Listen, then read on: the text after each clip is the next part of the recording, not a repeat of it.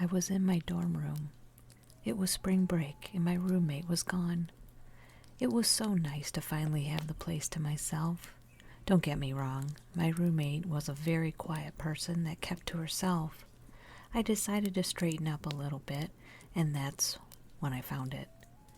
Under her bed was a box full of disturbing pictures. I emptied the contents on the floor. She'd taken pictures of me asleep, with her laying next to me, dressed as an old woman. She had locks of my hair taped to an old doll. Another photo showed her staring at me as I slept. She never really woke me up because I was a heavy sleeper. I ended up contacting the school and gave them the box. The police removed her from the school, never to return. Now, I always feel like I'm being watched. Sleeping is impossible. I always feel her presence. I was staying at my friend's house. It was late and my girlfriend was at work. She worked at the hospital, so her shifts were always changing. About 3 a.m., and I woke to one of my bedroom windows being jarred from the outside. I laid perfectly still, terrified. Soon, the window next to my bed began to shake. I heard it begin to slide open. A dirty hand slowly reached in. I screamed with all my might. The hand stopped and began to wave, like you would wave to a small child. An unsettling voice said softly, "It will all be over soon."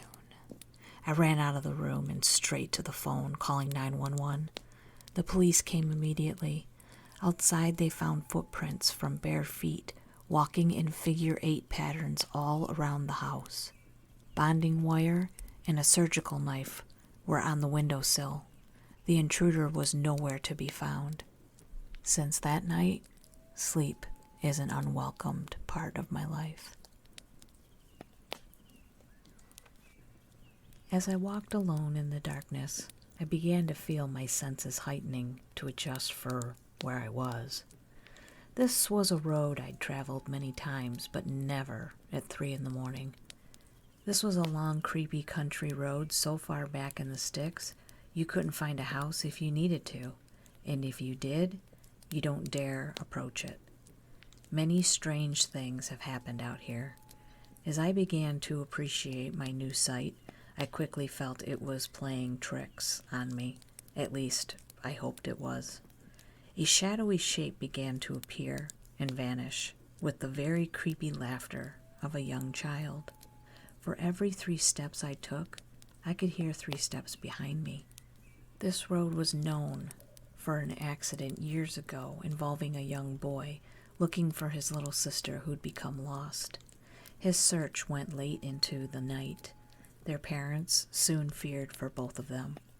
As the boy grew tired, he laid down roadside to rest, later being woke by the bright light and the loud horns of an 18-wheeler. Unable to stop, the boy was fatally hit. As the truck driver jumped from the truck to help the boy, he noticed a young girl just past the glow of the headlights. In the blink of an eye, she vanished. The girl was never seen again. Urban legend says she went crazy the night of her brother's death. She walks the road every night in search for her brother.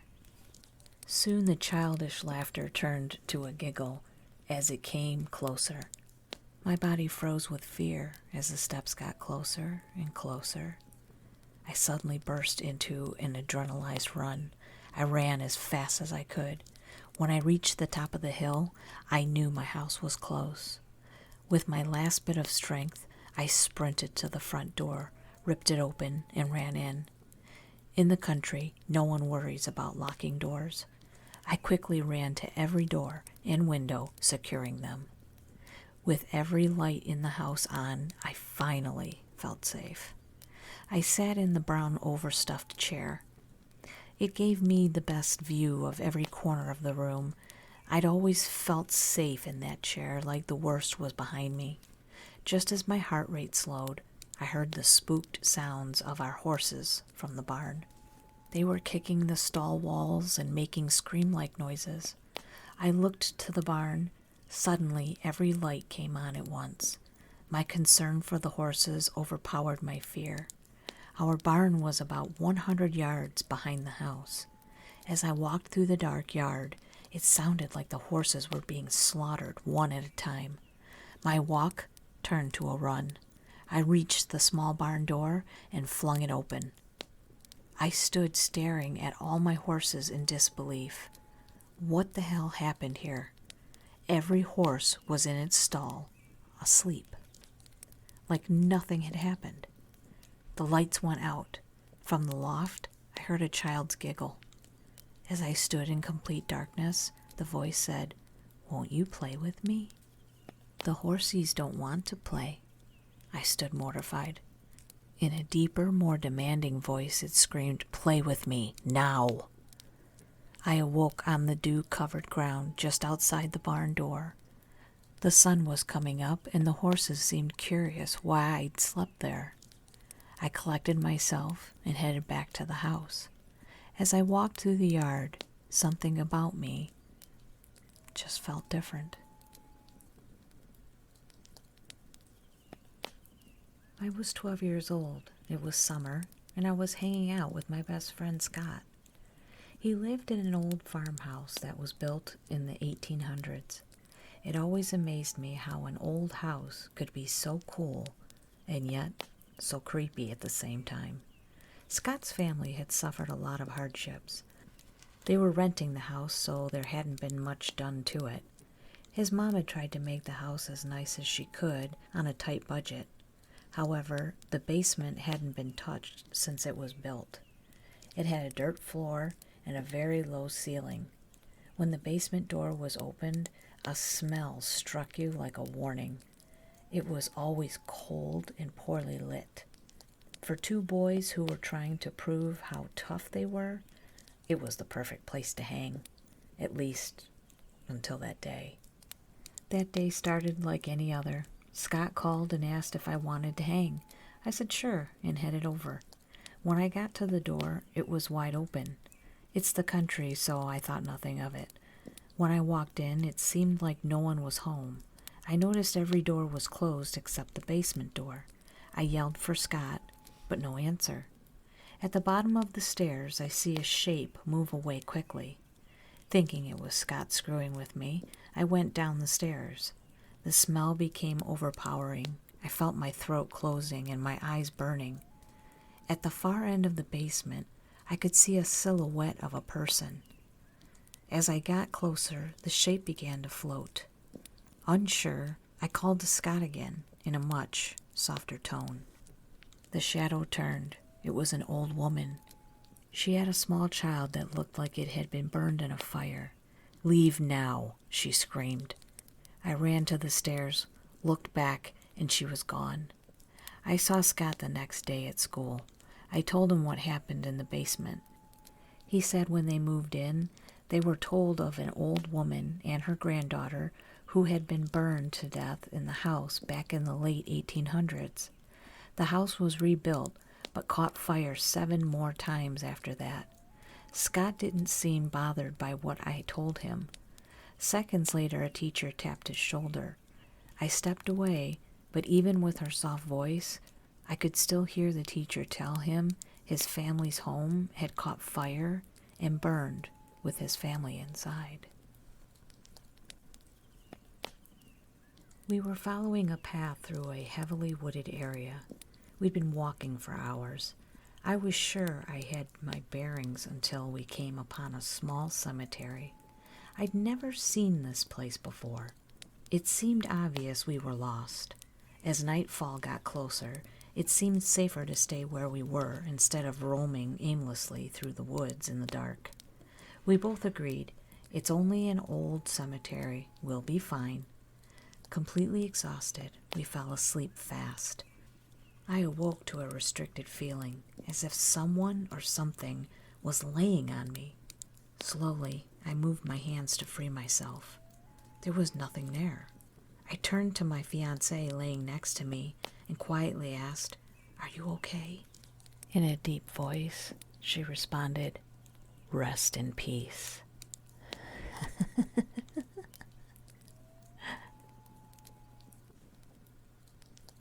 I guess you could say my childhood was a little different from other kids.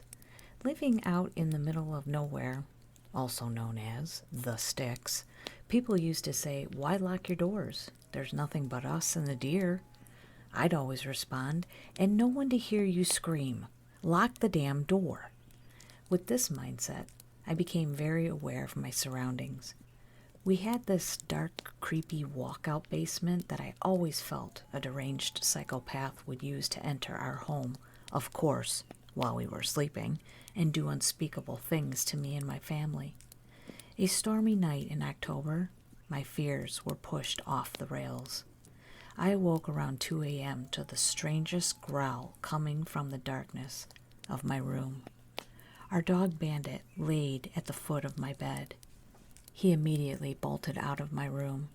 That's when I realized the growl didn't come from him.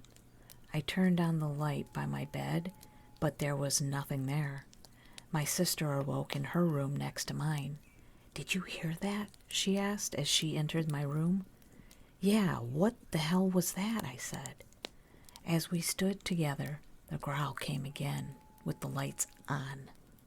It felt like it was right in front of us. You guessed it, we both hauled ass to my parents' room. With strong disbelief, we were told to go back to bed. We returned to my room and everything was the way we left it, lights on and nothing visibly creepy. Being an unusually warm night, I'd left my window open. We tried to convince ourselves it was probably a raccoon or a possum out on the roof. Well, I ended up closing the window and locked it. Where my room was, there was really no roof near my window, but I tried to buy into my sister's logic. After talking for about an hour, we finally decided to try to go to bed. Bandit slept under the toilet downstairs, and I didn't sleep. It took a week before Bandit would finally sleep in my room again. The blood-curdling growl seemed to lay dormant for a while. One night, 2 years later, I was alone in the basement. The basement was unfinished, but we had a couch and a TV down there for us kids. I had fallen asleep while watching some documentary. That's when I was awoken by the same horrendous growl. My eyes sprung open to the TV glow and the shadowy darkness. I blinked repeatedly, trying to get my eyes to adjust. As my vision cleared, I saw the black mass hovering above me. Suddenly, it pushed on me so hard I couldn't breathe. The couch creaked from the downward pressure. Completely terrified, I tried to scream. The moment my mouth opened, I felt the growl come from deep inside me. A cold sensation began to go down my face. The mass began to take the form of an old man, an angry old man screaming at me in another language. The cold began to feel like a touch as it moved to my throat and began to squeeze. The man's face began to smile with satisfaction. As I struggled for air, his smile grew larger, turning to deranged laughter. The choking felt like it went on forever. I must have blacked out. Upon awakening, I tried to tell myself it must have been a nightmare. I instantly felt pain when I tried to swallow. My body felt like I had been beaten badly. I moved my hand to my throat as I took my second swallow. It hurt so bad, I couldn't touch my neck. I slowly lowered myself to the floor. On my knees, I tried to crawl to the stairs. The pain quickly overpowered me. I laid there on the floor helpless, praying for anyone to come. Suddenly, something grabbed my ankle with tremendous force. I could feel it crushing my bones. In an instant, I was thrown across the basement. My pain was numbed by fear. I looked up at the staircase, but I was unable to move. As I laid against the wall, I felt like my body couldn't take any more. I was sure death was next. The old man, or whatever that thing was, had complete control of me. The dark mass moved toward me slowly, kind of like it was playing a game. Just as it reached me, my body began to move in seizure-like ways, jerking and pulling side to side. I mean, it was like with no effort, my body began to slide up the wall. It pinned me against the ceiling and began crushing me again. Suddenly, the basement light came on, and my sister's voice said, "Hey, bro, you down there?" I fell to the floor, and the dark mass was gone. My sister heard my fall and ran to my aid. Something inside me wouldn't let me tell her what happened. It was like someone was speaking for me when I told her I had fallen down the stairs. I was taken to the hospital where they put a cast on my leg and questioned my extensive bruising. A social worker asked me if I was abused. I guess you could say I was. I can only pray that this abuse is over.